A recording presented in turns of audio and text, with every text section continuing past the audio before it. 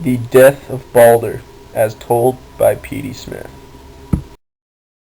I am going to tell you the story of my death, and how it is that I came to be trapped with my wife in Niflheim. I was born to Odin and Frigg, with a brother named Hoder, but Hoder and I were opposites.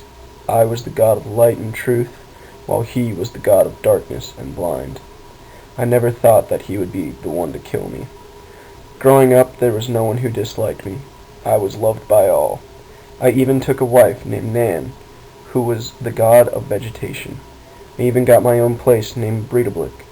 This castle was very special to me because no lie could enter it, and being the god of truth, that was very important to me. I spent most of my life learning about healing herbs and runes, which caused the people of Midgard to like me very much. However, everything would not stay as it was, because I began to have dreams of my death.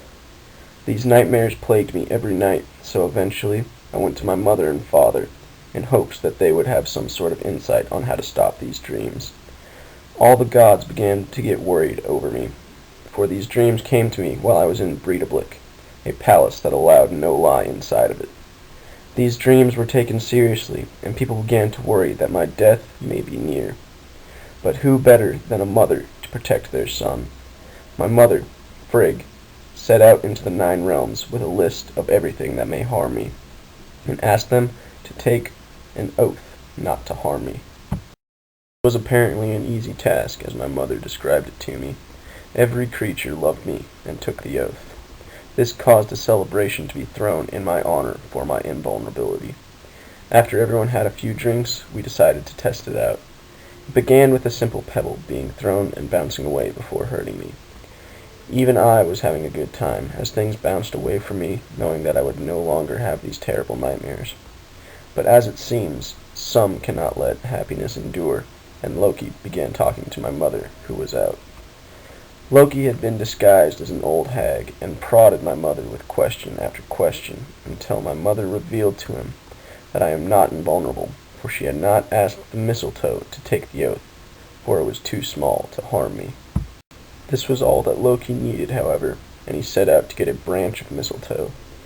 He then went to the one person he knew would not know what he was doing, my blind brother, Hoder, for he could not participate in the festivities as he could not aim.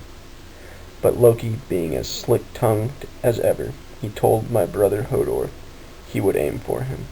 My brother seldom got to join in due to his blindness, so he was very grateful and allowed Loki to aim his arm with the mistletoe in it. There was one second that is forever engraved in my mind, a sight of Loki standing next to my brother as I saw a branch flying towards me. I had already withstood Thor's axe. Surely I would be fine. I, however, was not. It pierced my chest, and I died instantly. I am now in Niflheim, where I will remain for the rest of time, for not every creature would shed a tear in grief of my death. I am told that it was the giant Thok who refused to shed a tear.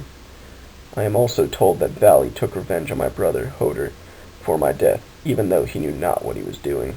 I was told that my funeral had a pyre so big the gods had to enlist the help of giants to build it. It was also at this same time that my wife died of grief and joined me in Niflheim. But our fate cannot be as bad as Loki's, who after being caught by Thor was chained up to have poison drip on his body, causing him writhing pain. But that is how I died. That is the death